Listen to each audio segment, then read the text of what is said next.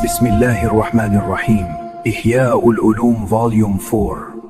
In this volume, Imam Ghazali explores the purification of the soul and the importance of knowledge in our daily lives. فعل عطائے خداوندی، اس تفصیل سے دونوں اشکال حل ہو جاتے ہیں، جیسا کہ ہم بیان کر چکے ہیں کہ شکر سے ہماری مراد یہ ہے کہ اللہ کی نعمت کو اس طرح خرچ کیا جائے جس طرح اسے پسند ہو۔ چنانچہ اگر اللہ تعالیٰ کی نعمت اسی کے فعل سے اس کی پسندیدہ جگہ صرف ہوئی تو مراد حاصل ہے۔ آدمی کا فعل اللہ تعالیٰ کی عطا ہے، کیونکہ تم اس فعل کے محل ہو، اس لیے تمہاری تعریف کی جاتی ہے، اور ثنا اس کی دوسری نعمت ہے جس سے تمہیں نوازا گیا ہے۔ اسی نے ثنا کی، اسی کے دو کاموں میں سے ایک کام اس امر کا باعث بنا کہ دوسرا فعل محبت کی جہت میں ہو۔ بہرحال اس کے لیے ہر حالت میں شکر ہے، اور تم شاکر کے وصف سے متصف ہو، جس کا مطلب یہ ہے کہ اس معنی کے محل ہو جسے شکر کہتے ہیں۔ یہ مطلب نہیں کہ تم اپنے لیے وصف کے موجد ہو، یہ ایسا ہی ہے جیسے تمہیں عالم اور عارف کہا جائے۔ کیا اس کا مطلب یہ ہے کہ تمہاری بھی کچھ حیثیت ہے؟ یہ حیثیت بھی اس لیے ہے کہ جس نے تمہیں بنایا ہے اسی نے تمہارے لیے حیثیت بھی بنائی ہے۔ اگر کوئی یہ گمان کرتا ہے کہ مجھے اپنی ذات یا وصف کی بنا پر یہ حیثیت ملی ہے تو یہ اس کی خام خیالی ہے۔ بہرحال جو کچھ ہے، خواہ تم ہو یا تمہارا عمل، سب اللہ کی مخلوق ہیں، اور ان کے اچھے یا برے ہونے کا فیصلہ ازل میں ہو چکا ہے۔ صحابہ کرام نے ایک مرتبہ سرکار دو عالم صلی اللہ علیہ وسلم کی خدمت میں عرض کیا کہ عمل کس لیے کیا جائے جبکہ تمام چیزوں کے فیصلے پہلے ہی ہو چکے ہیں۔ آپ صلی اللہ علیہ وسلم نے جواب میں ارشاد فرمایا، اعملوا فکل میسر لما خلق لہ۔ یہ بخاری و مسلم کی حدیث ہے، جس کو علی رضی اللہ عنہ اور عمران ابن حسین رضی اللہ عنہ نے روایت کیا ہے۔ عمل کرو، ہر شخص کو اسی کام کی سہولت دی جائے گی جس کے لیے وہ پیدا ہوا ہے۔ خلق خدا کے عمل کا محل ہے۔ اس سے معلوم ہوا کہ مخلوق خدا کی قدرت کے جاری ہونے کی جگہ اور اس کے افعال کا محل ہے۔ اگرچہ مخلوق خود بھی اللہ تعالیٰ کے افعال میں سے ہے، لیکن اس کے بعض افعال بعض کا محل بن سکتے ہیں۔ اب یہی جملہ لیجئے، اعملوا، یہ جملہ اگرچہ سرکار دو عالم صلی اللہ علیہ وسلم کی زبان مبارک سے نکلا ہے، لیکن یہ بھی افعال الہی میں سے ہے، اور مخلوق کو یہ بتلانے کا سبب ہے کہ عمل کرنا مفید ہے۔ مخلوق کا جاننا بھی ایک عمل ہے، اور یہ عمل اعضاء کی حرکات کا سبب بنتا ہے، جبکہ اعضاء کی حرکات بھی اللہ تعالیٰ کے افعال ہیں۔ معلوم ہوا کہ بعض افعال الہی بعض کا سبب بنتے ہیں، یعنی ایک سبب دوسرے کے لیے شرط ہوتا ہے، جیسے جسم کی تخلیق عرض کے لیے شرط ہے، یعنی عرض جسم کی پیدائش سے پہلے نہیں ہوتا۔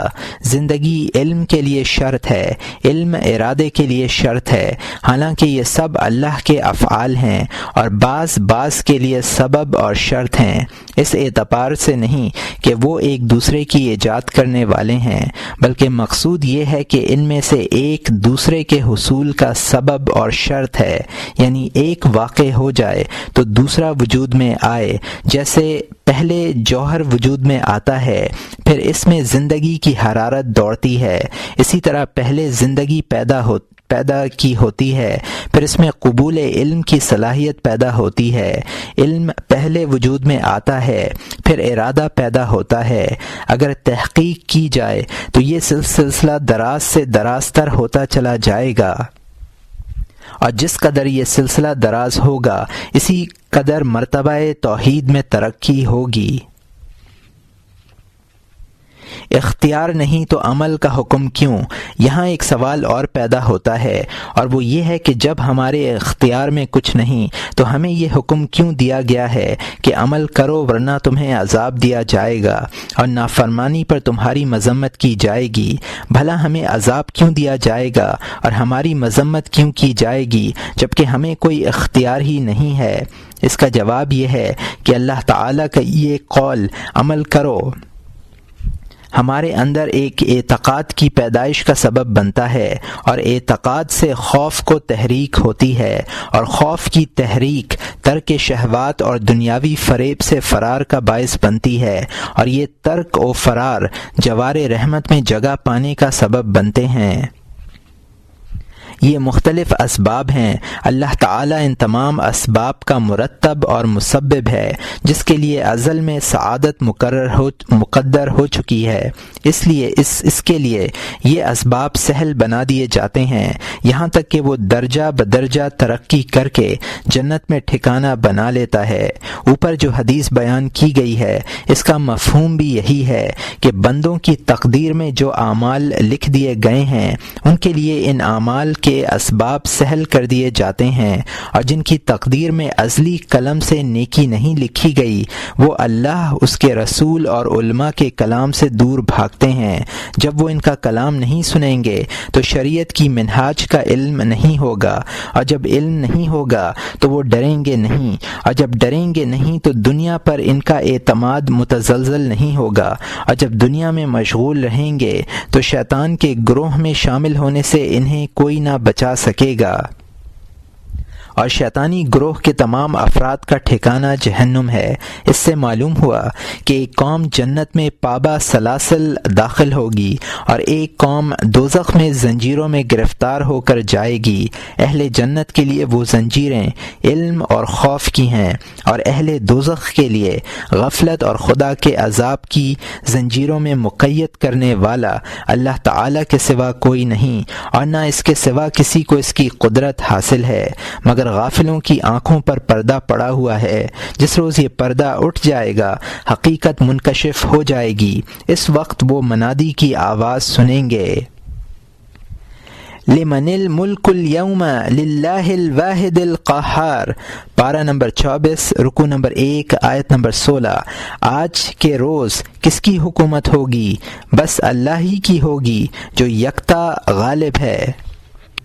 اگرچہ ملک اور سلطنت ازل سے ابد تک ہر دن ہر لمحہ اللہ ہی کی ہے، خاص طور پر اسی دن نہیں ہوگی، لیکن غافلوں کی سماعت سے یہ آواز اسی دن ٹکرائے گی۔ اس وقت وہ ہوش و خرد سے بیگانہ ہو جائیں گے، ان کی سمجھ میں نہیں آئے گا کہ اپنے بچاؤ کے لیے کیا تدبیریں کریں۔ لاکھ تدبیر کریں مگر کوئی فائدہ نہ ہوگا۔ اللہ تعالی ہمیں ہلاکت کے اصل اسباب جہالت اور غفلت سے محفوظ رکھے۔ اللہ تعالی کی پسندیدہ اور ناپسندیدہ چیزیں۔ اللہ تعالیٰ کا شکر اس وقت تک ادا نہیں ہو سکتا جب تک شکر کرنے والے بندے کو یہ معلوم نہ ہو کہ اللہ تعالیٰ کو کیا پسند ہے اور کیا نہیں ہے، کیونکہ شکر کے معنی ہیں اللہ کی نعمتوں کو اس کی مرضی اور پسند کے مطابق خرچ کرنا، اور کفر کے معنی ہیں اللہ کی نعمتوں کو ایسی جگہوں پر صرف کرنا جو اسے ناپسند ہوں، یا انہیں بیکار محض پڑے رہنے دینا۔ اللہ تعالیٰ کی محبوب چیزوں کو غیر محبوب چیزوں سے ممتاز کرنے والے دو مدرک ہیں، ایک سماعت جس کا مستند آیات اور روایات ہیں، دوسرا مدرک قلب کی بصیرت ہے۔ اس کے معنی ہیں چشم عبرت سے دیکھنا۔ یہ مدرک دشوار ہے، اسی لیے اس کا وجود انتہائی نادر اور کمیاب ہے، اور اسی بنا پر اللہ تعالی نے انبیاء بھیجے اور ان کے ذریعے راہ سہل بنائی۔ اس راہ کی پہچان یہ ہے کہ بندہ ان تمام احکام شرعیہ سے واقف ہو جو اس سے متعلق ہیں۔ جو شخص اپنے تمام افعال میں شریعت کے احکام سے واقف نہیں ہوگا، وہ شکر کی ذمہ داری سے بری قرار نہ دیا جا سکے گا۔ چشم عبرت سے دیکھنے کے معنی یہ ہیں کہ اللہ تعالیٰ کی تمام موجودہ مخلوقات میں حکمت کے پہلو تلاش کرے، اس لیے کہ دنیا میں کوئی ایسی چیز پیدا نہیں کی گئی جس میں کوئی نہ کوئی حکمت نہ ہو۔ ہر حکمت سے کچھ نہ کچھ مقصود ہے، اور وہی مقصود خدا تعالیٰ کو محبوب ہے۔ حکمت کی دو قسمیں ہیں، جلی اور خفی۔ جلی جیسے یہ جاننا کہ آفتاب کی تخلیق میں یہ حکمت ہے کہ اس سے دن اور رات میں فرق کیا جاتا ہے، یعنی دن میں روزی کمائی جاتی ہے اور رات کو آرام کیا جاتا ہے، کیونکہ حرکت کے لیے اجالے کی ضرورت ہے، اندھیرے میں صرف پرسکون رہا جا سکتا ہے۔ دن اور رات کا فرق آفتاب کی حکمتوں میں سے ایک ہے۔ اس کے علاوہ بھی بے شمار حکمتیں ہیں جن میں سے کچھ ہمیں معلوم ہیں اور بہت سی ابھی تک پردۂ اخفا میں ہیں۔ اسی طرح ابر و باران کی حکمتیں بھی معلوم کرنی چاہیے۔ ان کی حکمتوں میں سے ایک یہ ہے کہ ان سے زمین کا سینہ پھٹتا ہے اور اس سے طرح طرح کے لہلہاتے ہوئے پودے نکلتے ہیں، جن میں سے کچھ انسانوں کی غذا بنتے ہیں اور کچھ حیوانوں کے لیے چارہ بنتے ہیں۔ قرآن کریم نے اسی طرح کی بہت سی جلی حکمتیں بیان کی ہیں جنہیں لوگ اپنی کوتاہ عقل کے باوجود سمجھ لیں۔ دقیق حکمتیں بیان نہیں فرمائیں کیونکہ لوگ انہیں سمجھنے سے قاصر رہتے ہیں۔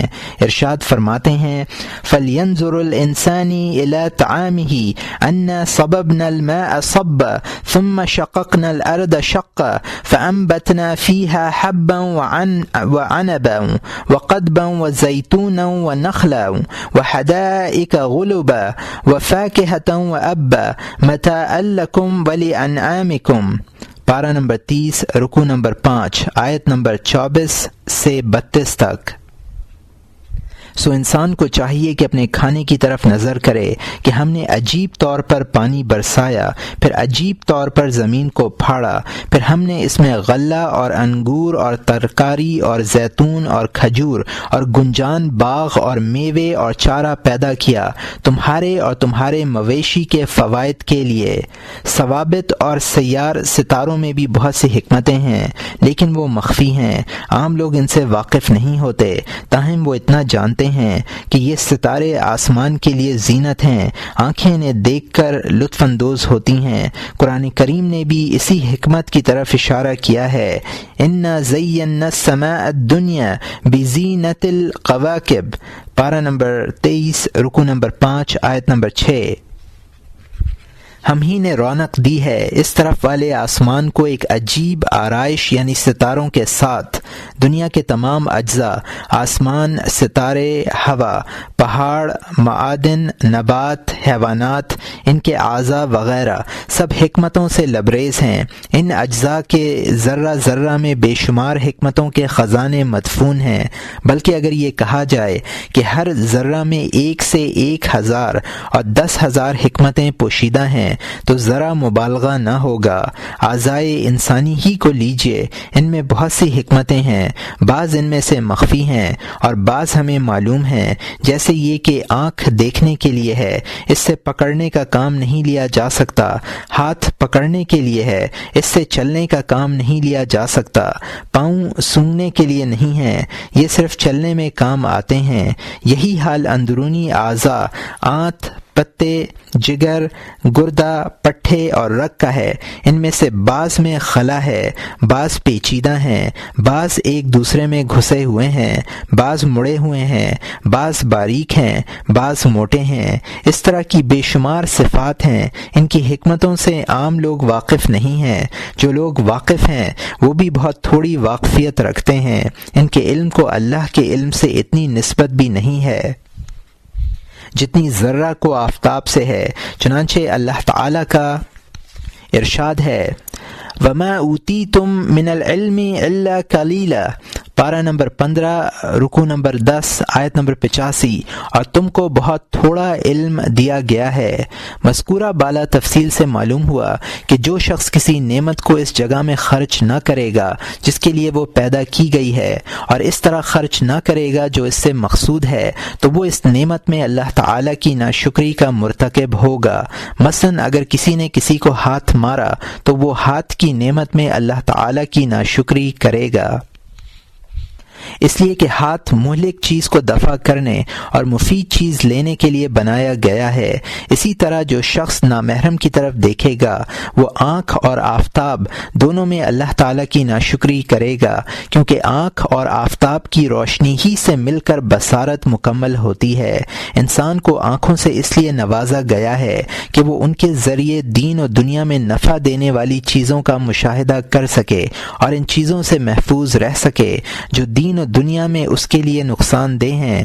جو شخص غیر محرم کو دیکھتا ہے وہ انہیں اس کام میں استعمال کرتا ہے جو اس سے مقصود نہیں ہے۔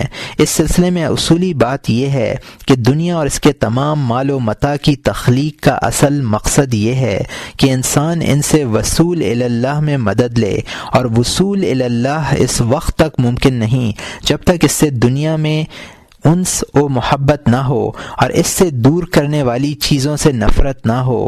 حصول انس کا طریقہ یہ ہے کہ ذکر پر مواظبت کی جائے، اور محبت معرفت سے پیدا ہوتی ہے، اور دوام بدن یعنی جسم کی بقا غذا پر موقوف ہے، اور غذا زمین، پانی اور ہوا سے تشکیل پاتی ہے، اور ان چیزوں کی تکمیل کے لیے آسمان و زمین اور تمام ظاہری اور باطنی اعضاء کی تخلیق ناگزیر ہے۔ یہ تمام دنیا بدن کے لیے ہے۔ بدن نفس کی سواری ہے، اور اللہ تعالی کی طرف لوٹنے والا نفس وہ ہے جو طول عبادت اور کمال معرفت سے مطمئن ہو۔ اسی لیے اللہ تعالی نے ارشاد فرمایا وما خلقت الجن والانس الا لیعبدون ما اريد منهم من رزق، پارہ نمبر 27 رکوع نمبر 2 آیت نمبر 55، اور میں نے جن اور انسان کو اسی واسطے پیدا کیا ہے کہ میری عبادت کیا کریں، میں ان سے رزق کی درخواست نہیں کرتا۔ بہرحال جو شخص کسی چیز کو اللہ تعالیٰ کی معصیت میں استعمال کرے گا وہ گویا ان تمام اسباب میں اللہ تعالیٰ کی ناشکری کا مرتکب ہوگا جو معصیت کے لیے ضروری ہیں۔ مخفی حکمتوں کی مثال، یہاں ہم ان مخفی حکمتوں کی ایک مثال بیان کرتے ہیں جو زیادہ مخفی نہیں ہے۔ اس مثال کی ضرورت اس لیے پیش آئی تاکہ اس سے سبق لیا جائے اور یہ دیکھا جائے کہ ہمارے کس عمل سے نعمتوں کی ناشکری ہوتی ہے اور کون سا عمل نعمتوں کے لیے شکر بن جاتا ہے۔ مثال یہ ہے کہ اللہ نے درہم و دینار پیدا کیے ہیں، ان سے دنیا کا انتظام قائم ہے۔ بظاہر یہ دو پتھر ہیں جن میں فی نفس ہی کوئی منفعت نہیں ہے، لیکن مخلوق خدا ان کے لیے مجبور ہے، اس لیے کہ ہر انسان کو اپنے طعام، لباس اور دوسری ضروریات زندگی کے لیے بہت سی چیزوں کی ضرورت پڑتی ہے۔ بعض اوقات اس کی ملکیت میں وہ چیزیں ہوتی ہیں جن کی اسے ضرورت نہیں ہوتی اور ان چیزوں سے محروم ہوتا ہے جن کی اسے ضرورت ہوتی ہے۔ مثلا ایک شخص زعفران کا مالک ہے لیکن زعفران اس کی ضرورت نہیں ہے، وہ سواری کا محتاج ہے، اور جس کے پاس سواری ہے ہو سکتا ہے اسے زعفران کی ضرورت نہ ہو، اس لیے ان دونوں میں معاوضہ بھی ہونا چاہیے اور عوض کی مقدار کی تعیین بھی ہونی چاہیے، کیونکہ یہ ممکن نہیں کہ زعفران کی ہر مقدار کے عوض اونٹ دیا جائے۔ اونٹ اور زعفران میں کوئی مناسبت نہیں ہے کہ جتنے وزن کا اونٹ ہو اسی وزن کی زعفران دی جائے گی۔ اسی طرح اگر کوئی شخص کپڑا دے کر گھر، موزہ دے کر غلام اور گدھا دے کر آٹا خریدے تو ظاہر ہے ان میں کوئی مناسبت نہیں ہے۔ اس صورت میں یہ جاننا مشکل ہو جائے گا کہ کس قدر زعفران کے عوض میں مکمل اونٹ دیا جائے گا۔ اس طرح معاملات یقینی طور پر دشوار ہو جائیں گے۔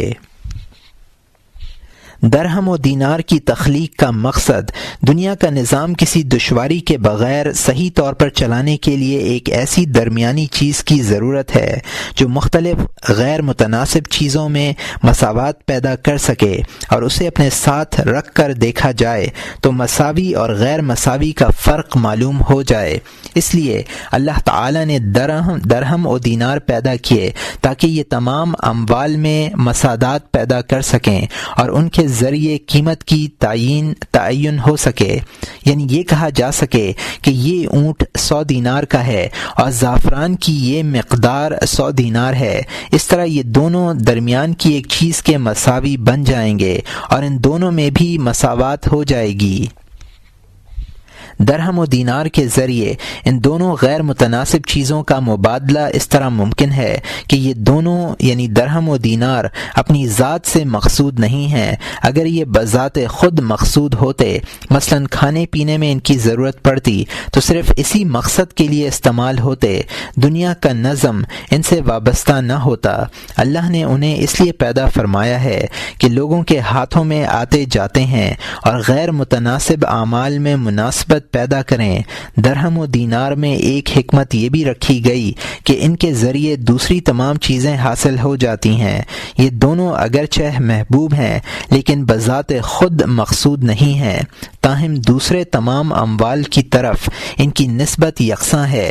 اس لیے جو شخص ان دونوں چیزوں کا مالک ہوتا ہے وہ گویا تمام چیزوں کا مالک ہوتا ہے۔ جو شخص صرف کپڑے کا مالک ہوتا ہے اس کے بارے میں یہ نہیں کہا جا سکتا ہے کہ وہ تمام چیزوں کا مالک ہے، اس لیے کہ اگر اسے غلے کی ضرورت پیش آئے اور وہ کپڑے کے عوض میں غلہ لینے کے لیے جائے تو ممکن ہے کہ غلہ والا کپڑے کا ضرورت مند نہ ہو بلکہ اسے سواری کی ضرورت ہو۔ اس لیے ہر شخص کو کسی ایسی چیز کی ضرورت پیش آتی ہے جو ظاہر میں کچھ بھی نہ ہو اور باطن میں سب کچھ ہو، ایسی کوئی چیز جو بظاہر خاص نہ ہو۔ دوسری مختلف چیزوں کی طرف اس کی نسبت یکساں ہوتی ہے۔ مثلا آئینے میں کوئی خاص رنگ نہیں ہوتا لیکن اس میں ہر رنگ معکوس ہو جاتا ہے۔ یہی حال درہم و دینار کا ہے، یہ بذات خود مقصود نہیں ہے لیکن ہر مقصود کا وسیلہ ہیں۔ اس کی ایک مثال حرف ہے، اس کے کوئی مستقل اور مخصوص معنی نہیں ہیں لیکن اس کے ذریعے دوسرے کلمات کے معنی ظاہر ہوتے ہیں۔ درہم و دینار میں یہی حکمتیں نہیں ہیں، اس کے علاوہ بھی دوسری حکمتیں ہیں لیکن یہاں ان کا ذکر طوالت کا باعث ہوگا۔ فی الحال انہی دونوں حکمتوں کو سامنے رکھیے اور غور کیجیے کہ اگر کوئی شخص ان دونوں چیزوں سے وہ کام نہیں لیتا جن کے لیے یہ وضع کیے گئے ہیں یا وہ کام کرتا ہے جو ان کی حکمتوں کے خلاف ہیں تو گویا وہ ان چیزوں میں اللہ تعالی کی ناشکری کرتا ہے۔ مثلا ایک شخص انہیں چھپا کر رکھتا ہے، خرچ نہیں کرتا، وہ ان کی حکمت باطل کرتا ہے اور ان کے ساتھ ناانصافی کرتا ہے۔ اس کی مثال ایسی ہے جیسے کوئی مسلمانوں کے حاکم کو قید خانے میں ڈال دے یہاں تک کہ وہ حکومت کا کام نہ چلا سکے تو یہی کہا جائے گا کہ اس نے ناانصافی کی ہے، کیونکہ حاکم نظم حکومت برقرار رکھنے کے لیے ہے، قید میں ڈالے جانے کے لیے نہیں ہے۔ درہم و دینار بھی محض اموال میں مساوات قائم کرنے کے اعتبار سے حاکم ہیں۔ انہیں چھپا کر رکھنا حاکم کو چھپا کر رکھنے کے مترادف ہے۔ وہ شخص دنیاوی نظم میں بگاڑ کا باعث ہوگا اور جو غرض ان سے وابستہ ہے اسے ضائع کرنے کا سبب بنے گا۔ یہ چیزیں نوع انسان کے کسی مخصوص اور متعین فرد کے لیے وجود میں نہیں آئیں، یا یہ چیزیں کھانے پینے میں کام نہیں آتیں، اس لیے فی نفسی ہی مقصود نہیں ہیں۔ یہ صرف پتھر ہیں، انہیں اس لیے پیدا کیا گیا ہے کہ مخلوق میں دائر و سائر رہیں اور ان کے درمیان معاملات میں مساوات قائم کریں۔ موجودات عالم میں یہ حکمتیں پنہاں ہیں، جس طرح آفتاب کے صفحے پر الفاظ و نقوش مرتسم رہتے ہیں، اسی طرح ان موجودات کے صفحات پر یہ حکمتیں مرقوم ہیں۔ یہ قدرت ازلیہ کے قلم سے لکھی گئی ہیں، ان میں نہ آواز ہے، نہ رنگ ہے، نہ حرف ہے۔ ظاہری آنکھوں سے ان مرقوم حکمتوں کا ادراک نہیں کیا جا سکتا، بلکہ بصیرت کی آنکھ انہیں پڑھ سکتی ہے۔ تاہم جو لوگ ان حکمتوں کے مشاہدے سے محروم ہیں، ان کے لیے کلام نبوت ایک آئینے کی مانند ہے، وہ اس کے ذریعے مشاہدہ کر سکتے ہیں۔ اللہ نے ان غیر محسوس حکمتوں کو الفاظ میں مقید فرما دیا ہے، اب یہ ظاہر کی آنکھوں سے بھی دیکھی جا سکتی ہیں۔ ارشاد ربانی ہے، والذین یکنزون الذهب والفضة ولا ينفقونها فی سبیل اللہ فبشرهم بعذاب علیم۔ پارہ نمبر 10 رکوع نمبر 11 آیت نمبر 34۔ اور جو لوگ سونا چاندی جمع کر کے رکھتے ہیں اور ان کو اللہ کی راہ میں خرچ نہیں کرتے، سو آپ ان کو ایک بڑی دردناک سزا کی خبر سنا دیجیے۔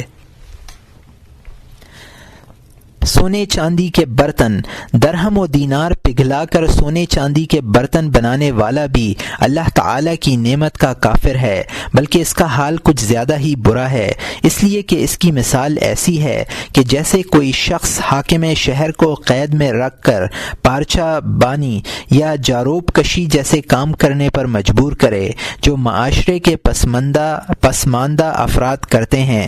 قید اس طرح کے ذلیل کام کرنے کے مقابلے میں یقیناً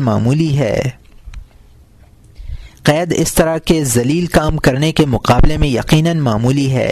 چاندی اور سونے کے برتن بنانے اور استعمال کرنے سے اس لیے منع کیا گیا ہے کہ برتن صرف اشیاء کی حفاظت اور سیال چیزوں کو بہنے سے روکنے کے لیے بنائے گئے ہیں، اور یہ مقصد مٹی، لوہے، جست اور تانبے کے برتنوں سے بھی لیا جا سکتا ہے، لیکن سونے چاندی سے جو مقصود ہے وہ ان چیزوں سے پورا نہیں ہو سکتا۔ جس شخص نے اس طرح حکمت کی معرفت حاصل کی اسے سرکار دو عالم صلی اللہ علیہ وسلم کے کلام سے آگاہ کیا گیا۔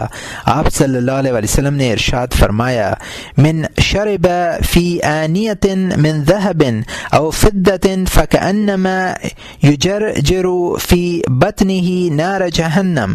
یہ بخاری و مسلم کی حدیث ہے جس کو ام سلمہ رضی اللہ عنہا نے روایت کیا ہے۔ جو شخص سونے یا چاندی کے برتن میں پانی پیتا ہے وہ گویا اپنے پیٹ میں جہنم کی آگ انڈیلتا ہے۔ سودی کاروبار، اسی طرح وہ شخص بھی کافر نعمت ہے جو دینار و درہم کو سودی لین دین میں استعمال کرتا ہے، اس لیے کہ یہ دونوں دوسری چیزوں کے لیے ذریعہ حصول بنائے گئے ہیں، فی نفس ہی مقصود نہیں ہیں۔ جو شخص ان دونوں ہی میں تجارت کرتا ہے وہ انہیں خلاف وضع حکمت استعمال کرتا ہے، اور یہ ظلم ہے، کیونکہ نقد کو کسی ایسی چیز کے واسطے لینا ظلم ہے جس کے لیے وہ وضع نہیں کیا گیا ہے۔ ایک شخص کے پاس کپڑا ہے، نقد نہیں ہے، اب اسے غذا یا سواری کی ضرورت ہے، لیکن یہ ضروری نہیں ہے کہ جس کے پاس غذا یا سواری ہے وہ کپڑا لے کر یہ چیزیں فروخت کر دے گا، اس لیے کپڑے والا اپنا کپڑا نقد کے عوض بیچنے پر مجبور ہے تاکہ نقد کے ذریعے غذا اور سواری خرید سکے، کیونکہ نقد سے اغراض پوری ہوتی ہیں اور مقاصد حاصل ہوتے ہیں، وہ اپنی ذات سے مقصود نہیں ہوتا۔ اموال میں اس کا مقام ایسا ہے جیسا کلام میں حرف کا حال ہے۔ نحوی کہتے ہیں حرف وہ ہے جو غیر میں موجود معنی کے لیے آئے، نقد آئینے کی طرح ہے، جس طرح اس میں تمام رنگ جھلکتے ہیں اسی طرح نقد سے بھی تمام اغراض پوری ہوتی ہیں۔ اب اگر کوئی شخص اپنے نقد مال کو نقد مال کی عوض فروخت کرے اور اس کو اپنا کاروبار بنا لے تو گویا وہ نقد کو مقید رکھنا چاہتا ہے اور اسے ذخیرہ کرنے کا ارادہ رکھتا ہے۔ حاکم یا قاصد کو قید کرنا اسی لیے ظلم اور ناانصافی ہے کہ انہیں دائر و سائر رہنا چاہیے تاکہ نظم میں خلل واقع نہ ہو اور ان کی وضع سے جو مقصود ہے وہ پورا ہو۔ یہاں یہ سوال کیا جا سکتا ہے کہ اگر نقد میں بے جائز نہیں تو درہم کی بے دینار کے عوض خود درہم کے عوض کیسے جائز ہے، یا وہ عمل کیسے جائز ہے جسے روپیہ بھنانا کہتے ہیں؟ اس کا جواب یہ ہے کہ ہر نقد کا الگ الگ مقصد ہے اور ہر ایک سے جدا جدا غرض پوری ہوتی ہے۔ مثلا دینار اپنی قیمت کے باعث بہت سی چھوٹی چھوٹی ضرورتوں میں کام نہیں آ سکتا، اس کے برعکس دراہم کم قیمت ہوتے ہیں، ان کے ذریعے معمولی حاجتیں پوری کی جا سکتی ہیں۔ پھر دینار کے عوض درہم کی بے اور درہم کے عوض درہم کی بے صورتاً بے ہے، حقیقت میں بے نہیں ہے، اس لیے کہ اس بے میں کسی فریق کو کوئی نفع حاصل نہیں ہوتا، بلکہ درہم کی بے اسی قیمت کے درہم سے ہوگی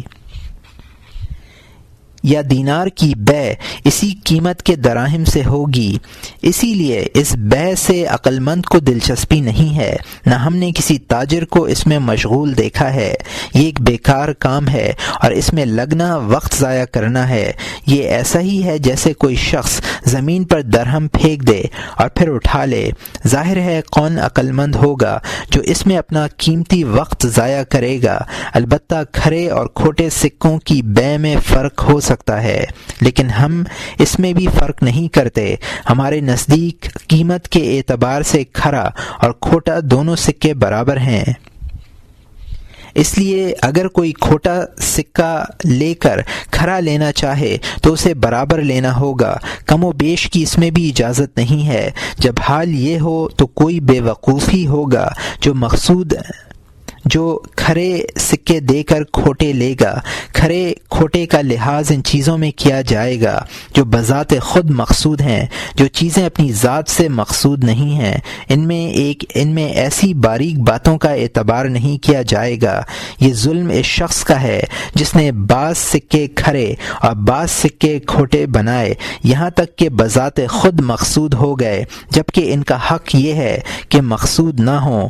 نقد کے بدلے نقد کی ادھار بے صرف وہی شخص کر سکتا ہے جو احسان کے پہلو کو نظر انداز کرنا چاہتا ہے۔ یہ بے بھی جائز نہیں، بظاہر اس کی ضرورت بھی نہیں ہے۔ اگر روپیہ ادھار ہی دینا ہے تو بے کی صورت کیوں اختیار کی جائے، قرض کی صورت کیوں نہ اپنائی جائے جس میں احسان بھی ہے اور اجر و ثواب بھی۔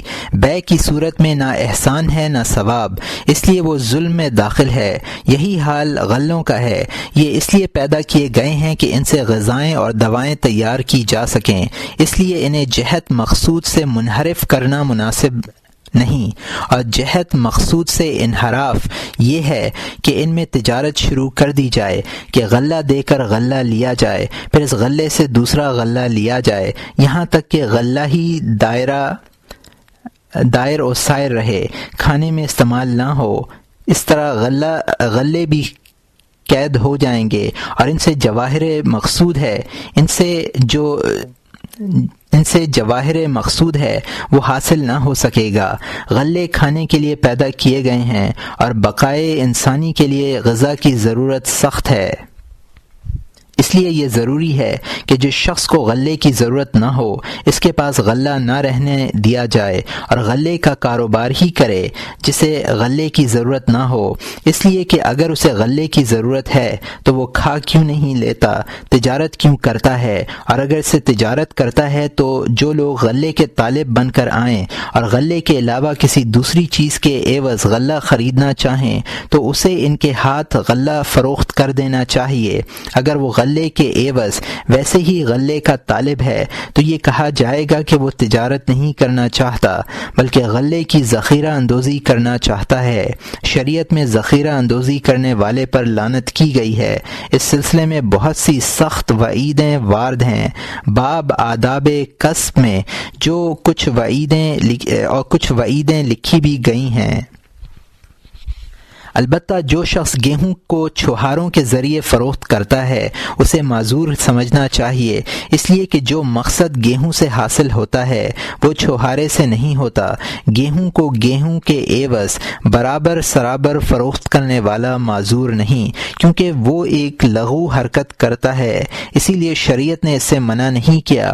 منع کی ضرورت اس لیے پیش نہیں آئی کہ سلیم العقل انسان اس طرح کی حرکتیں خود بھی گوارا نہیں کرتا۔ البتہ دونوں طرح کے گیہوں میں اچھے برے کا فرق ہوتا ہے، تب کوئی عقل مند انسان ایک کے عوض دوسرے کی فروخت کر سکتا ہے، لیکن اس میں برابر سرابر کا تصور نہیں کیا جا سکتا، کیونکہ ایسا کون عقل مند ہوگا جو 1 کلو خراب گیہوں لے کر 1 ہی کلو اچھا گیہوں دے دے گا۔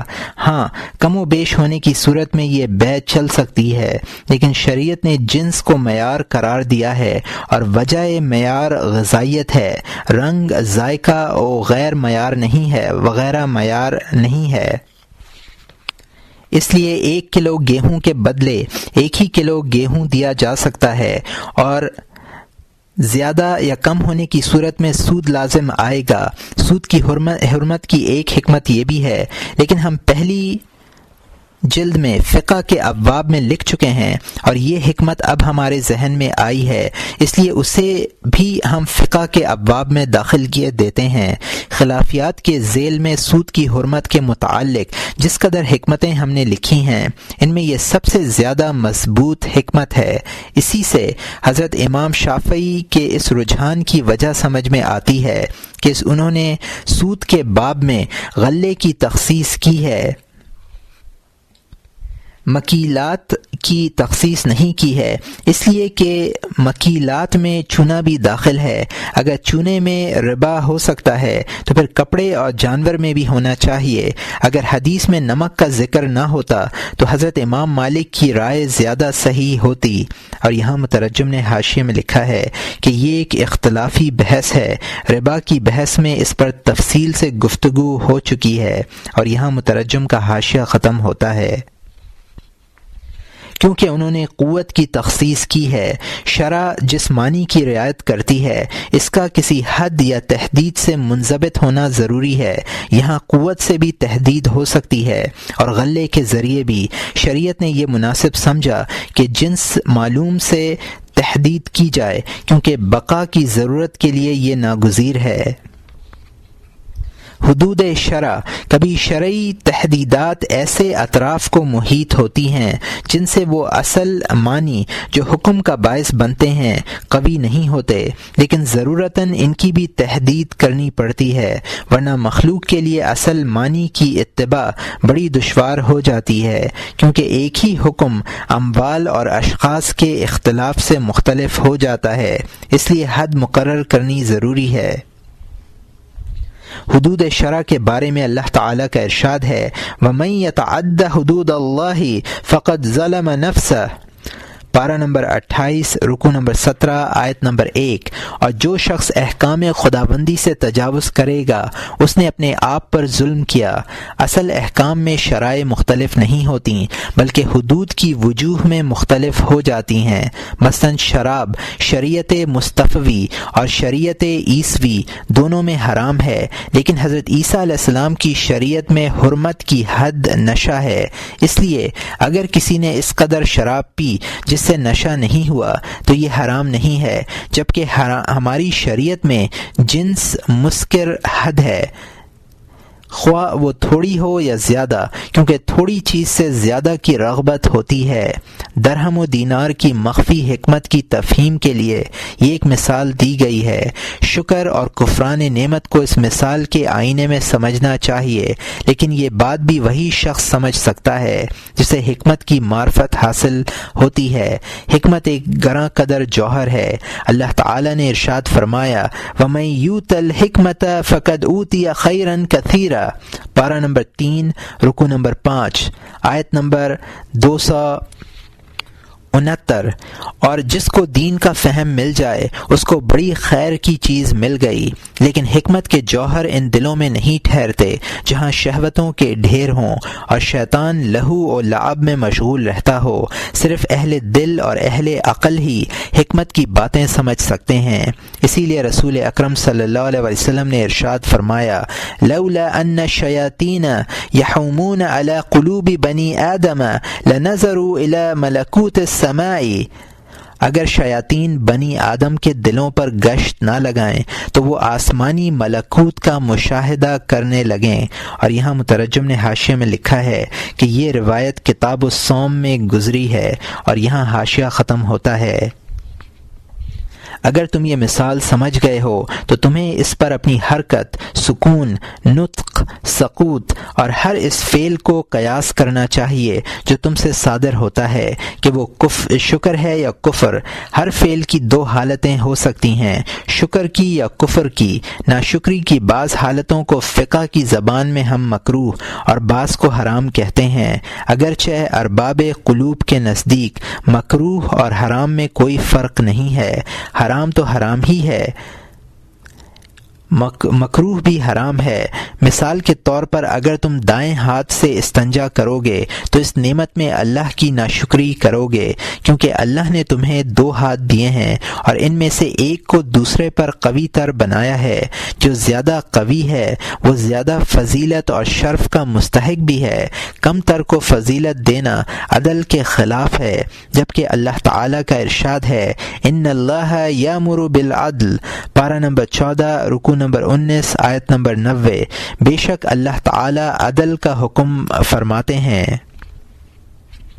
عدل کے تقاضے پھر جس نے 2 ہاتھ دیے ہیں اسی نے ایسے اعمال کا محتاج بھی بنایا ہے جس میں سے بعض شریف ہیں جیسے قرآن کریم اٹھانا اور بعض خسیس ہیں جیسے نجاست زائل کرنا۔ اب اگر تم بائیں ہاتھ سے قرآن کریم اٹھاؤ اور دائیں سے نجاست صاف کرو تو لازم آئے گا کہ تم نے شریف چیز سے خسیس کام لیا اور وہ جس مرتبے کا مستحق تھا اسے اس سے کم مرتبہ دیا۔ اس طرح تم نے عدل سے انحراف کیا اور ظلم کا ارتکاب کیا۔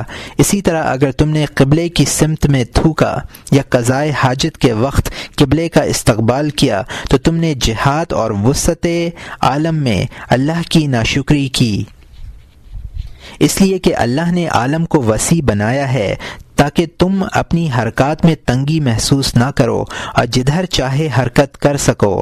پھر عالم کو مختلف جہتوں اور سمتوں میں تقسیم کیا اور ان میں سے بعض کو شرف و فضیلت سے نوازا اور اس سمت میں ایک گھر بنایا اور اسے اپنی طرف منسوب فرمایا تاکہ تمہارا دل اپنے پروردگار کی طرف مائل ہو، اور جب تم عبادت کرو تو تمہارا قلب ایک ہی سمت میں مقید رہے اور قلب کے باعث تمہارا تمام بدن سکون و وقار کے ساتھ عبادت میں مشغول رہے۔ اسی طرح اللہ تعالی نے تمہارے افعال بھی تقسیم کیے ہیں، بعض شریف ہیں جیسے اطاعات اور بعض خسیس جیسے استنجا کرنا اور تھوکنا۔ چنانچہ اگر تم قبلے کی طرف تھوکو گے تو یہ قبلہ پر ظلم ہوگا اور اس نعمت کی ناشکری ہوگی جو اللہ تعالی نے عبادت کی تکمیل کے لیے بنائی ہے۔ اسی طرح اگر تم نے بائیں پاؤں سے موزے پہننے کا آغاز کیا تو یہ بھی ظلم ہے، اس لیے کہ موزے پاؤں کی حفاظت کے لیے وضع کیے گئے ہیں، گویا پاؤں کے لیے موزے میں حز ہے اور حظوظ میں اشرف کا لحاظ ضروری ہے۔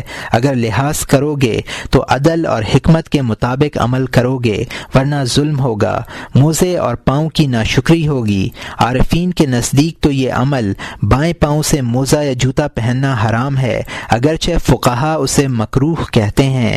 بعض اللہ والوں کو دیکھا گیا کہ وہ گیہوں کے سینکڑوں ہزاروں پیمانے جمع کرتے ہیں اور انہیں اللہ کی راہ میں صدقہ کر دیتے ہیں۔ لوگوں نے اس کا سبب دریافت کیا، فرمایا کہ میں نے غلطی سے بائیں پاؤں میں جوتا پہنا تھا، میں خیرات کے ذریعے اس غلطی کا تدارک کرنا چاہتا ہوں۔ فقہا کا یہ منصب نہیں ہے کہ وہ اس طرح کے امور کو کبیرہ قرار دیں، کیونکہ ان بیچاروں کو تو عوام کی اصلاح کی ذمہ داری سپرد کی گئی ہے جو چوپایوں جیسے ہیں یا اور ایسے گناہوں میں سر سے پاؤں تک ڈوبے ہوئے ہیں جن کے سامنے ان معمولی گناہوں کی کوئی حقیقت نہیں ہے۔ چنانچہ اگر ایک عام آدمی بائیں ہاتھ سے شراب کا جام اٹھائے گا تو یہ نہ کہا جائے گا کہ اس نے 2 گناہ کیے ہیں، ایک یہ کہ شراب کا جام لیا اور دوسرا یہ کہ بائیں ہاتھ سے لیا۔ اسی طرح اگر کسی شخص نے جمعے کے دن اذان کے وقت شراب فروخت کی تو یہ کہنا مناسب نہ ہوگا کہ اس نے 2 گناہ کیے ہیں، شراب فروخت کی ہے اور اذان جمعہ کے وقت خرید و فروخت کا مشغلہ اختیار کیا ہے۔ اس طرح اگر ایک شخص نے محراب مسجد میں قبلہ رو ہو کر قضائے حاجت کی تو یہ نہیں کہا جائے گا کہ اس نے 2 عمل خلاف شرع کیے، ایک تو مسجد میں قضائے حاجت کی، دوسرے قبلہ رو ہو کر بیٹھا۔ گناہ خواہ چھوٹے ہوں یا بڑے، ظلمات یعنی تاریکیاں ہیں۔ یہ اور بات ہے کہ چھوٹے گناہ کی تاریکی بڑے گناہ میں چھپ جاتی ہے۔ اگر کوئی غلام اپنے آقا کی چھری اس کی اجازت کے بغیر استعمال کرتا ہے تو آقا اسے اس پر ملامت کرتا ہے، لیکن اگر وہ اس کی چھری لے کر اس کے عزیز بیٹے کو قتل کر دے تو کیا وہ اس پر بھی تنبیہ کرے گا کہ اس نے اجازت کے بغیر چھری کیوں استعمال کی، یا بچے کو قتل کرنے کی سزا دے گا؟ انبیاء علیہم السلام اور اولیاء اللہ نے جن آداب اور مستحبات کی رعایت کی ہے اور فقہا نے عوام کے حق میں ان سے تسامح برتا ہے تو اس کی وجہ یہی ہے کہ عوام بڑے بڑے گناہوں کے دلدل میں پھنسے ہوئے ہیں، اس طرح کے معمولی گناہوں سے کیا بچ پائیں گے؟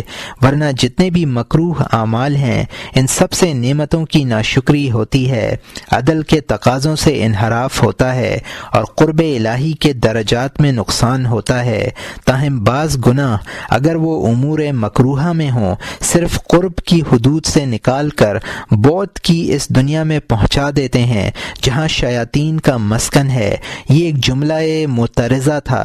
اب پھر ہم اب پھر ہم شکر نعمت اور کفران نعمت کے مبحث کی طرف رجوع کرتے ہیں۔ درخت کی شاخ توڑنا۔ اگر کوئی شخص بغیر کسی اہم مکمل ضرورت اور صحیح غرض کے درخت کی شاخ توڑتا ہے تو وہ درختوں اور ہاتھوں کی تخلیق میں اللہ تعالیٰ کی ناشکری کرتا ہے۔ ہاتھوں کی نعمت میں اللہ تعالیٰ کی ناشکری یہ ہے کہ اس نے انہیں غیر اطاعت میں استعمال کیا۔ یہ ہاتھ بیکار پیدا نہیں کیے گئے ہیں بلکہ اطاعت اور خیر پر معاون اعمال کے لیے پیدا کیے گئے ہیں۔ درختوں کا حال یہ ہے کہ اللہ تعالیٰ نے انہیں پیدا کیا ہے، ان میں رگیں پیدا کی ہیں، پھر انہیں پانی دیا ہے اور ان میں غذا حاصل کرنے اور نمو پانے کی صلاحیت پیدا فرمائی ہے تاکہ وہ پوری طرح نشو و نما پا سکیں اور اللہ کے بندے اس سے نفع اٹھا سکیں۔ جو شخص بلا ضرورت توڑتا ہے وہ گویا اس کو مکمل طور پر نمو پذیر ہونے سے روکتا ہے، حالانکہ مکمل ہونے کے بعد یہ درخت بندگان خدا کے لیے بہتر اور مکمل صورت میں قابل انتفاع ہوتا۔ قبل از وقت اور صحیح مقصد کے بغیر شاخ توڑنے کا عمل حکمت کے مقصود کے خلاف اور عدل سے انحراف ہے۔ اگر مقصد صحیح ہوتا تو کوئی حرج نہیں تھا، اس لیے کہ نباتات اور حیوانات سب انسان ہی کے لیے پیدا کیے گئے ہیں، یہ سب فانی ہیں، انسان بھی فانی ہے۔ اگر انسان کی خاطر جو مخلوقات میں اشرف ہے احسن چیزیں پہلے فنا ہو جائیں تو یہ عدل سے زیادہ قریب ہے۔ اللہ تعالیٰ کے اس قول میں اسی امر کی طرف اشارہ ہے، وَسَخَّرَ لَكُم مَا فِي السَّمَاوَاتِ وَمَا فِي الْأَرْضِ جَمِيعًا مِّنْهُ، پارہ نمبر 25 رکوع نمبر 18 آیت نمبر 13۔ اور جتنی چیزیں آسمانوں میں ہیں اور جتنی چیزیں زمین میں ہیں ان سب کو اپنی طرف سے مسخر بنایا۔ ہاں اگر کوئی صحیح ضرورت اور واقعی مقصد ہے لیکن جس درخت سے توڑتا ہے وہ غیر کا مملوکہ ہے، اس صورت میں بھی اس کا یہ عمل ظلم ہوگا، اس لیے کہ درخت اگرچہ انسان کے لیے پیدا کیے گئے ہیں لیکن جس طرح تمام درخت ایک انسان کے لیے نہیں ہیں اسی طرح ایک درخت بھی تمام انسانوں کے لیے نہیں ہے، بلکہ ایک درخت سے ایک انسان کی ضرورت پوری ہو سکتی ہے۔ اب اگر ایک شخص کو کسی ترجیح یا اختصاص کے بغیر ایک درخت سے خاص کر دیا جائے تو یہ ظلم ہوگا۔ اختصاص اور ترجیح اس شخص کو ہے جس نے زمین میں بیج ڈالا، اسے پانی دیا، اس کی نگہداشت کی، یہ شخص اس درخت سے فائدہ اٹھانے کا حق رکھتا ہے۔ اگر درخت کسی غیر مملوکہ زمین میں از خود پیدا ہوا ہے، نہ کسی نے بیج ڈالا، نہ پانی دیا، نہ نگہداشت کی، اس کے لیے وجہ اختصاص سبقت ہے، جو پہلے سبقت کرے گا اسے منتفع ہونے کا حق ہوگا۔ یہی عدل کا تقاضا ہے۔ اس اختصاص کے لیے فقہاء نے ملک کی تعبیر استعمال کی ہے، یہ ایک مجازی استعمال ہے، ورنہ حقیقی ملکیت تو صرف مالک الملوک کے لیے ہے جس کے لیے تمام آسمان اور زمین ہیں۔ بندہ مالک کیسے ہو سکتا ہے جبکہ وہ خود اپنے نفس کا مالک نہیں ہے؟ اس کا نفس غیر یعنی اللہ کی ملکیت ہے، اس کا نفس غیر یعنی اللہ کی ملکیت ہے۔ ہاں تمام افراد انسانی اللہ کے بندے ہیں اور زمین اس کا دسترخوان ہے، اس نے انہیں اپنے دسترخوان سے ضرورت کے بقدر کھانے کی اجازت دی ہے۔ اس کی مثال ایسی ہے جیسے کوئی بادشاہ اپنے غلاموں کے لیے دسترخوان بچھائے، ان میں سے ایک غلام لقمہ ہاتھ میں لے لے، اتنے میں دوسرا غلام آئے اور وہ لقمہ اسے چھیننا چاہے تو اسے اس کی اجازت نہیں دی جائے گی، اس لیے کہ لقمہ ہاتھ میں لینے کا باعث اس کا ہو چکا ہے، اس لیے نہیں کہ لقمہ اٹھانے سے وہ غلام کی ملکیت میں آ گیا۔ لقمہ اور صاحب لقمہ دونوں ہی اللہ کی ملکیت ہیں، لیکن کیونکہ ایک مخصوص لقمہ سب کی ضرورت پوری نہیں کر سکتا اس لیے تخصیص کی ضرورت پیش آئی، اور تخصیص وجہ ترجیح میں سے کوئی ایک وجہ حاصل ہونے سے ہوتی ہے۔ یہاں لقمہ اٹھانے میں سبقت کرنا ایک وجہ ترجیح ہے۔ اب کسی دوسرے کو اس کا حق حاصل نہیں ہے کہ اس کے ہاتھ سے لقمہ چھیننے۔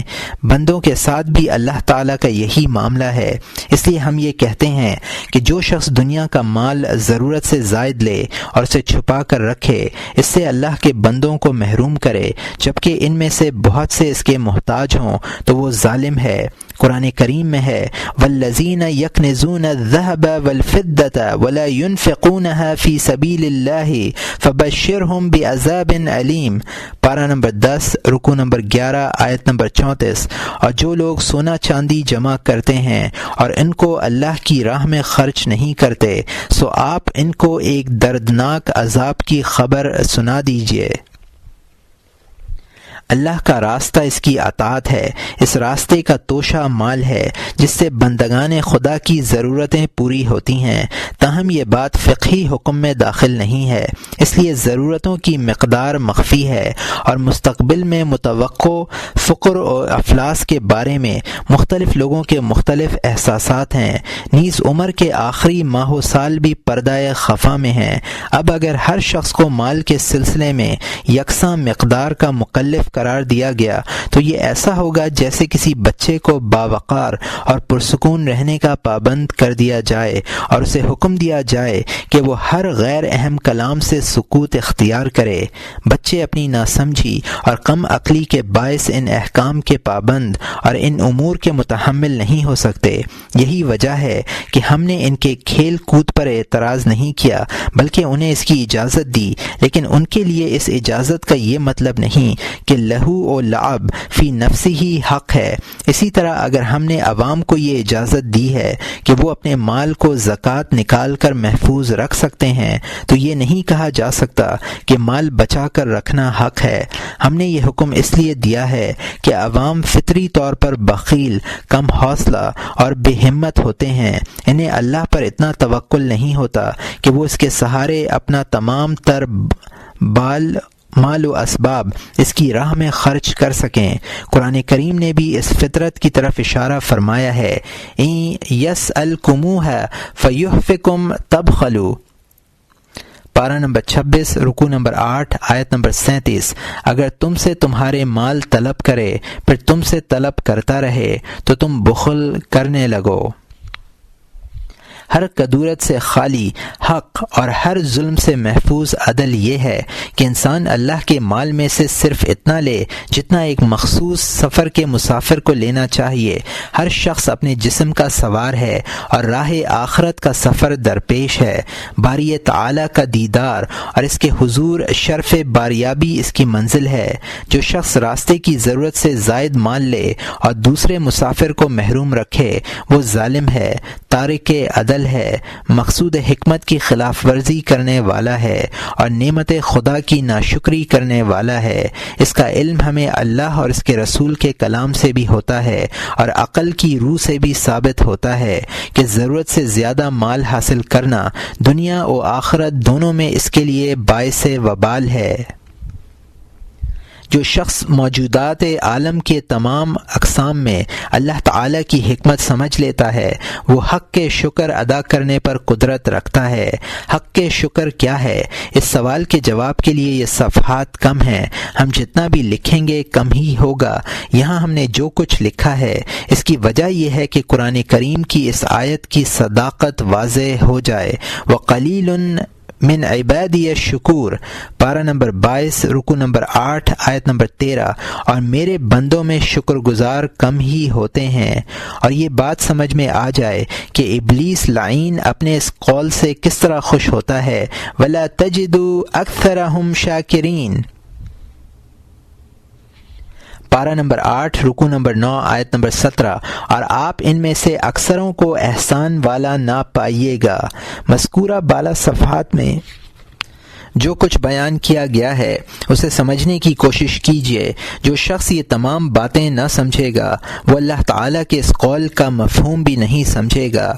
جو کچھ ہم نے بیان کیا ہے اس کے علاوہ بھی بے شمار باتیں ہیں جن کے اواخر تو خیر کیا بیان ہوں گے، مبادی ہی میں عمریں ختم ہو جائیں گی۔ جہاں تک آیت کا تعلق ہے اس کے معنی ہر وہ شخص جانتا ہے جو عربی زبان سے واقف ہے، لیکن تفسیر سے ہر شخص واقف نہیں۔ اس سے تمہیں تفسیر اور معنی کا فرق بھی معلوم ہو گیا۔ ایک اعتراض اور اس کا جواب۔ ہماری اس تقریر پر ایک اعتراض یہ بھی وارد ہوتا ہے کہ اس کا حاصل یہ ہے کہ ہر شے میں اللہ کے لیے ایک مخصوص حکمت ہے، اور یہ کہ اس نے اپنے بندوں کے بعض افعال کو اس حکمت کے کمال اور حکمت کی غایت مراد تک پہنچنے کا ذریعہ بنایا، اور بعض افعال کو کمال حکمت کے لیے مانع بنایا۔ اس سے ثابت ہوا کہ ہر وہ فعل جو مقتضائے حکمت کے موافق ہو، یہاں تک کہ حکمت اپنی غایت تک پہنچ جائے تو یہ شکر ہے، اور جو اس کے مخالف ہو، یعنی اسباب کو حکمت کی غایت مراد تک نہ پہنچنے دے، وہ کفر ہے۔ یہ تمام باتیں سمجھ میں آ گئیں، لیکن اصل اشکال ابھی باقی ہے، اور وہ یہ کہ بندہ کا فعل کمال حکمت کا باعث بھی ہے اور نقصان حکمت کا سبب بھی، اور یہ دونوں فعل اللہ تعالیٰ کے ہیں۔ پھر بندہ درمیان میں کہاں سے آ گیا کہ کبھی وہ شاکر بنتا ہے اور کبھی کافر؟ اللہ تعالیٰ کی صفت و قدرت۔ اس اعتراض کا جواب کے لیے علوم مکاشفہ کا ایک بحر ذخار بھی ناکافی ہے۔ ما قبل کے سطور میں ہم اس کے مبادی مجملاً بیان کر چکے ہیں، اب ہم اس کی غایت اختصار کے ساتھ لکھتے ہیں۔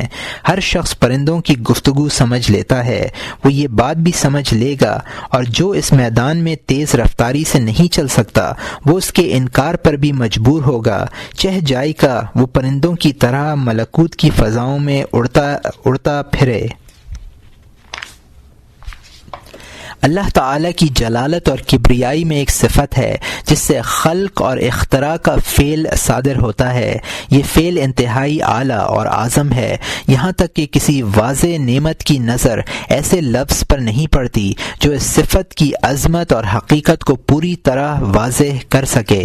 اس صفت کی حقیقت اس قدر اعلیٰ ہے اور واضعین نعمت کے فہم و عقل کا دائرہ اس قدر تنگ ہے کہ وہ اس کے مبادی کا نور بھی نہیں دیکھ پاتے کہ اس کے لیے کوئی شایان شان لفظ وضع کر سکیں۔ اسی لیے دنیا میں اس صفت کے لیے کوئی مناسب لفظ موجود نہیں ہے۔ واضعین لغت اس صفت کی روشنی سے اس طرح محروم رہتے ہیں جس طرح شپرک سورج سے محروم رہتی ہے۔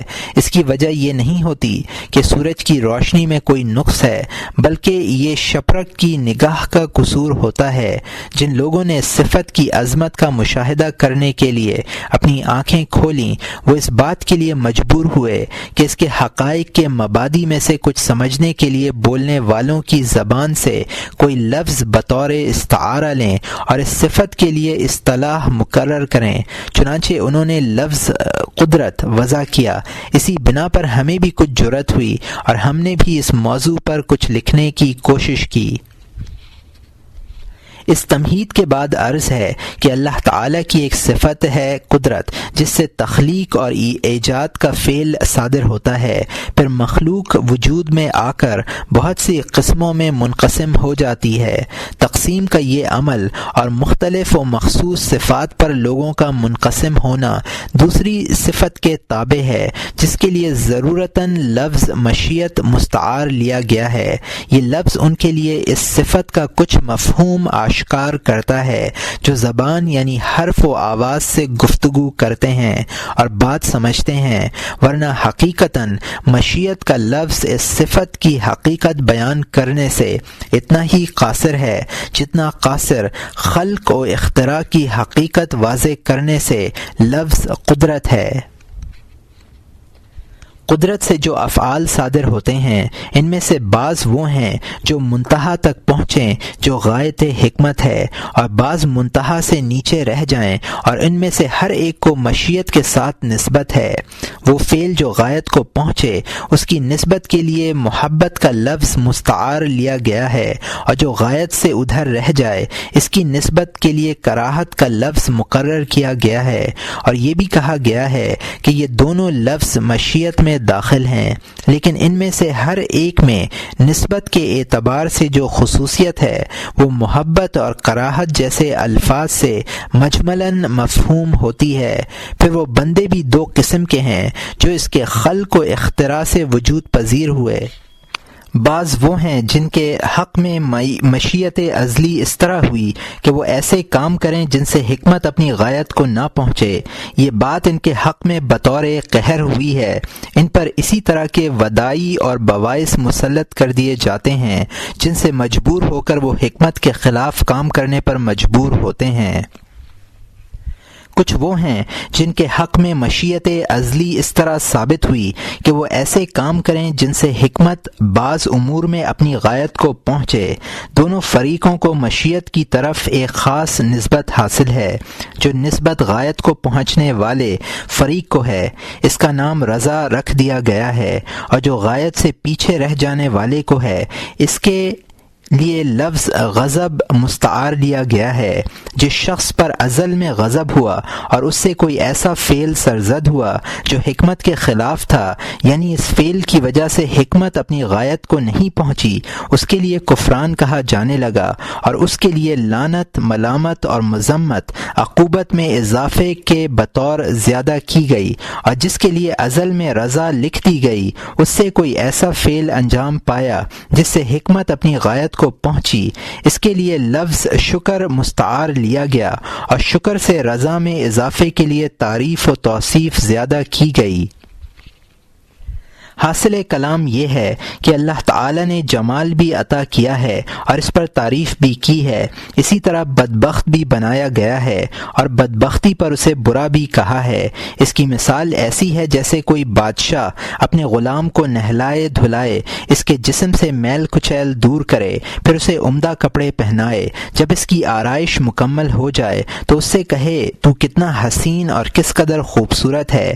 اس مثال میں بادشاہ خود ہی خوبصورت بنانے والا ہے اور خود ہی اپنی تعریف کرنے والا ہے، گویا وہ اپنی تعریف کرتا ہے۔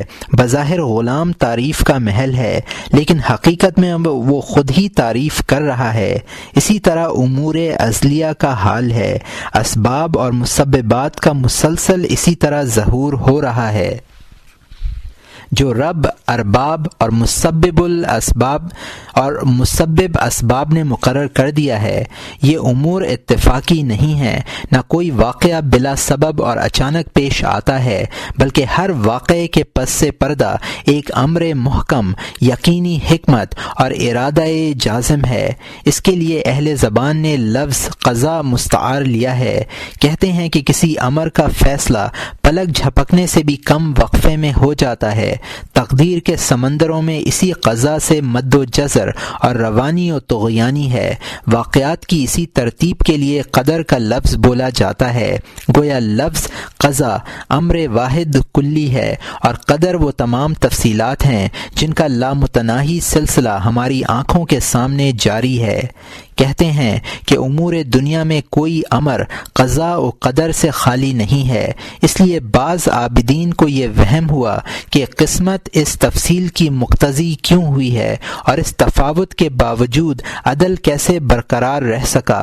بعض لوگ اپنے قصور فہم اور عجز ادراک کے باعث اس امر کی حقیقت نہیں سمجھ سکتے تھے اور نہ اس کی تمام تفصیلات سے واقف ہونے کی صلاحیت رکھتے تھے، اس لیے انہیں اس موضوع پر گفتگو کرنے سے روک دیا گیا۔ حکم ہوا تم خاموش رہو، تمہاری تخلیق اس لیے نہیں ہوئی کہ اس سلسلے میں زبان کھولو۔ لا يسألوا عما يفعلوا وهم يسألون، پارہ نمبر 17 رکوع نمبر 2 آیت نمبر 23۔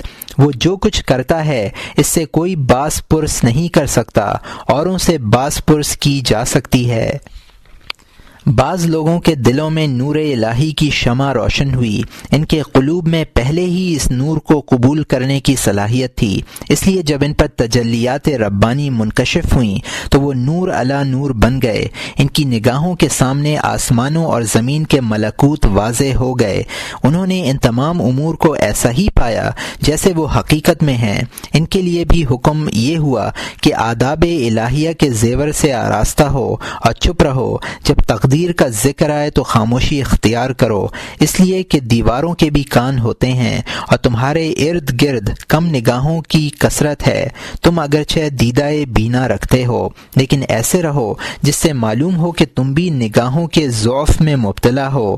شپرا چشم لوگوں کے لیے آفتاب پر پڑا ہوا حجاب نہ ہٹاؤ، ایسا نہ ہو کہ وہ اس کے نور کی تاب نہ لا سکیں اور ہلاک ہو جائیں۔ اللہ تعالیٰ کے اخلاق اپناؤ اور اپنی بلندی سے نیچے اترو تاکہ ناتواں لوگ تم سے مانوس ہوں اور تمہارے دلوں کے نور سے فیضان حاصل کریں، اگرچہ اس پر حجاب ہی کیوں نہ پڑا ہوا ہو۔ چلمن سے بھی روشنی جھلکتی ہے اور اندھیروں کا سینہ چیر کر راہ روح کو راستہ دکھلاتی ہے۔ جس طرح شپرک دن کے اجالے کی تاب نہیں لاتی، لیکن جب رات ڈیرے ڈال دیتی ہے اور سورج کی باقی ماندہ روشنی اور کواکب کے اجالے سے فائدہ اٹھاتی ہے تو وہ زیادہ روشنی کے متحمل نہیں ہو سکتی، صرف اتنی روشنی اخذ کرتی ہے جو اس کا وجود برداشت کر سکتا ہے۔ ان لوگوں جیسے بنو جن کے بارے میں کسی شاعر نے کہا ہے، شربنا شرابا طیبا عند طیب کذاک شراب الطیبین یطیب، شربنا واحرقنا علی الارض فضلا وللارض من کاس الکرام نصیب۔ ہم نے پاکیزہ لوگوں کی پاس شراب پی، پاکیزہ لوگوں کی شراب بھی پاکیزہ ہوتی ہے۔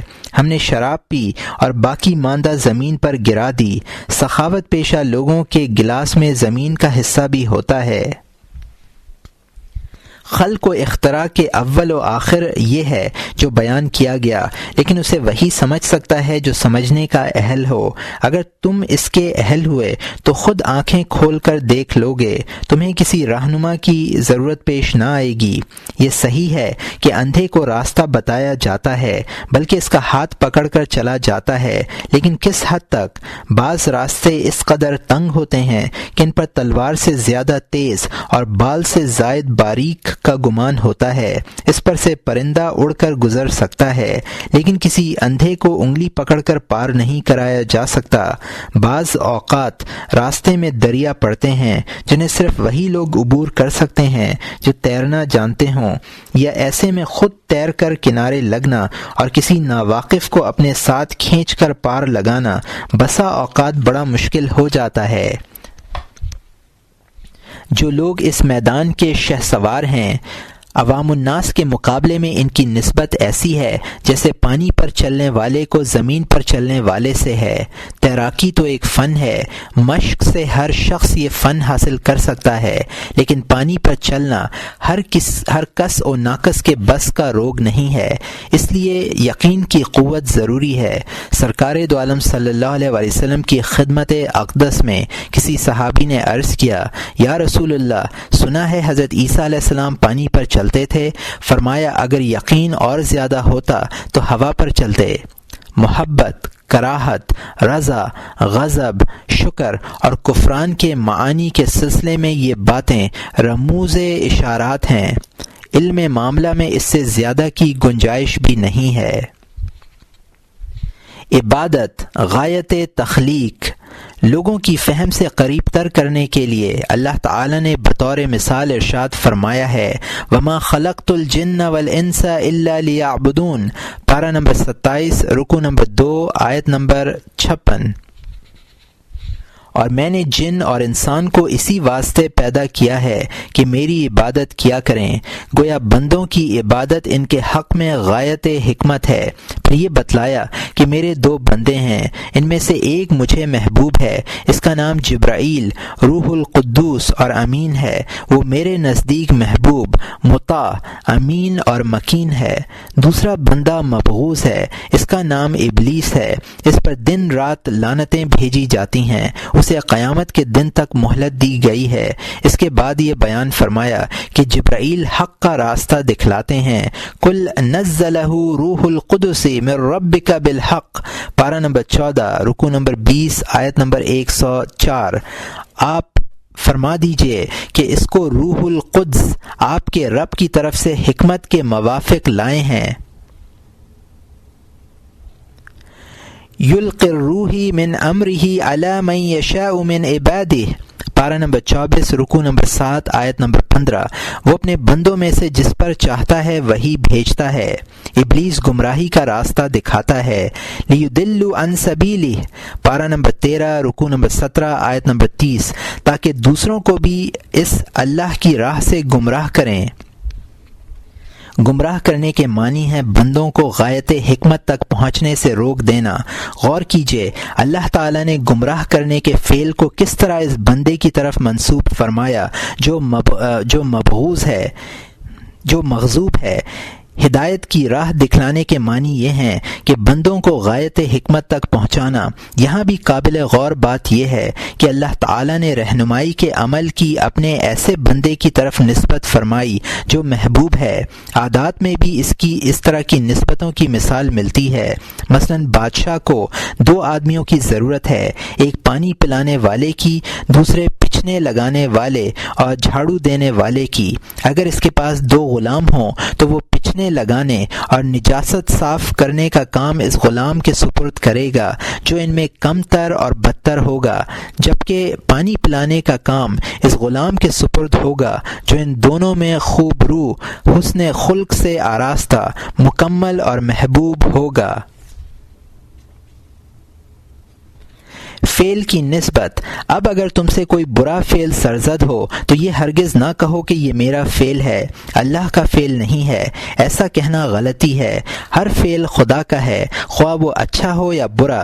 یہ جو تم اچھے فعل کو اچھے آدمیوں کی طرف اور برے فعل کو برے انسانوں کی طرف منسوب کرتے ہو، یہ بھی اللہ ہی کا فعل ہے کہ وہ آدمی کے ارادے کا رخ بدل دیتا ہے اور وہ برائی کی نسبت برے آدمی اور اچھائی کی نسبت اچھے آدمی کی طرف کرنے لگتا ہے۔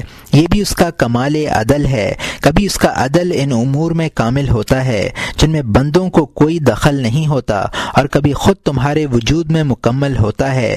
جس طرح تمہارا وجود اس کا فعل ہے، اسی طرح تمہارے وجود سے نکلنے والا ہر فعل بھی اس کا فعل ہے۔ تمہارا ارادہ، تمہاری قدرت، تمہارا عمل اور تمہاری تمام حرکات سب اسی کے افعال ہیں۔ اس نے ان تمام کو عدل کے ساتھ مرتب کیا ہے، تبھی تو تم سے معتدل اعمال سرزد ہوتے ہیں۔ لیکن تمہارے سامنے صرف تمہارا نفس رہتا ہے، اس لیے تم یہ سمجھتے ہو کہ جو کچھ عالم ظاہر میں وقوع پذیر ہو رہا ہے اس کا عالم غیب و ملکوت میں کوئی سبب نہیں ہے۔ اس لیے تم ہر فعل کی نسبت اپنی طرف کرتے ہو۔ تمہاری مثال ان لڑکوں کی سی ہے جو رات میں کٹ پتلیوں کا تماشا دیکھتے ہیں۔ ان کی آنکھوں کے سامنے کپڑے کی بنی ہوئی چند پتلیاں پردے کے پیچھے سے نکلتی ہیں اور رقص کرتی ہیں، اچھلتی ہیں، کودتی ہیں، کبھی اٹھتی ہیں، کبھی بیٹھتی ہیں۔ بچے اپنے سادہ لوحی اور کم فہمی کے باعث یہ سمجھتے ہیں کہ یہ پتلیاں از خود حرکت کر رہی ہیں۔ ان بیچاروں کو کیا معلوم کہ پردے کے پیچھے کوئی بیٹھا ہوا انہیں حرکت دے رہا ہے۔ یہ پتلیاں چند ایسے باریک تاروں یا بالوں سے بندھی ہوئی ہیں جو ان بچوں کو نظر نہیں آتے۔ اگر کوئی بچہ اس راز سے واقف بھی ہے تو اسے اتنی واقفیت نہیں ہوتی جتنی تماشا دکھانے والے کو ہوتی ہے۔ دنیا کے لوگوں کی مثال ایسی ہی ہے۔ علماء کے علاوہ سب بچوں کے مانند ہیں۔ جب یہ خود کو اور اپنے جیسے دوسرے انسانوں کو حرکت کرتے ہوئے دیکھتے ہیں تو یہ سمجھتے ہیں کہ یہی حرکت کر رہے ہیں، اور علماء جانتے ہیں کہ انہیں کوئی حرکت دینے والا ہے۔ یہ خود بخود حرکت نہیں کرتے، مگر علماء بھی عام طور پر تحریک کی کیفیت سے واقف نہیں ہوتے۔ اس حکم سے وہ علماء اور عارفین مستثنی کیے جا سکتے ہیں جنہیں علم اور معرفت میں رسوخ حاصل ہے۔ یہ لوگ اس تحریک کی کیفیت بھی ملاحظہ کر لیتے ہیں۔ وہ دیکھتے ہیں کہ مکڑی کے جال سے زیادہ باریک تاروں کا ایک سلسلہ آسمان سے زمین کی طرف لٹکا ہوا ہے، اور ان تاروں میں زمین والوں کے سر بندھے ہوئے ہیں۔ وہ تار اس قدر مہین اور باریک ہیں کہ ظاہری آنکھوں سے نظر ہی نہیں آتے۔ پھر وہ یہ دیکھتے ہیں کہ ان تاروں کے سرے ان فرشتوں کے ہاتھوں میں ہیں جو آسمانوں کو حرکت دیتے ہیں۔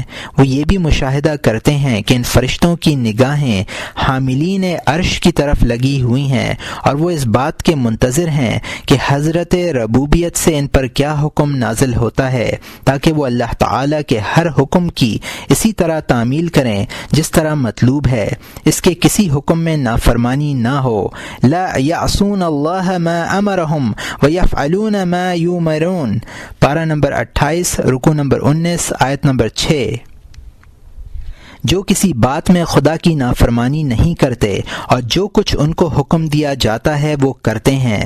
قرآن کریم نے بھی ان مشاہدات کی طرف اشارہ فرمایا ہے، وَفِي السَّمَاءِ رِزْقُكُمْ وَمَا تُوعَدُونَ، پارہ نمبر 26 رکوع نمبر 18 آیت نمبر 23۔ اور تمہارا رزق اور جو تم سے وعدہ کیا جاتا ہے سب کا سب آسمان میں ہے۔ قدر اور امر کا جو انتظار کرتے ہیں، یہ بات قرآن کریم نے ان الفاظ میں بیان فرمائی ہے، خلق سبع سماوات ومن الارض مثلہن یتنزل الامر بینہن لتعلموا ان اللہ علی کل شیء قدیر وان اللہ قد احاط بکل شیء علما، پارہ نمبر 28 رکوع نمبر 18 آیت نمبر 12۔ جس نے 7 آسمان پیدا کیے ہیں اور انہی کی طرح زمین بھی، اور ان سب میں اللہ کے احکام نازل ہوتے رہتے ہیں کہ تم کو معلوم ہو جائے کہ اللہ تعالی ہر شے پر قادر ہے اور اللہ ہر شے کو احاطہ علمی میں لیے ہوئے ہے۔ یہ وہ امور ہیں جن کی تعویل صرف اللہ جانتا ہے یا علم میں رسوخ رکھنے والے علماء۔ حضرت عبداللہ ابن عباس رضی اللہ عنہ کے نزدیک راسخین فی العلم وہ لوگ ہیں جو ان علوم کے حامل ہوں جنہیں مخلوق کی ناقص عقلیں نہ سمجھ سکیں۔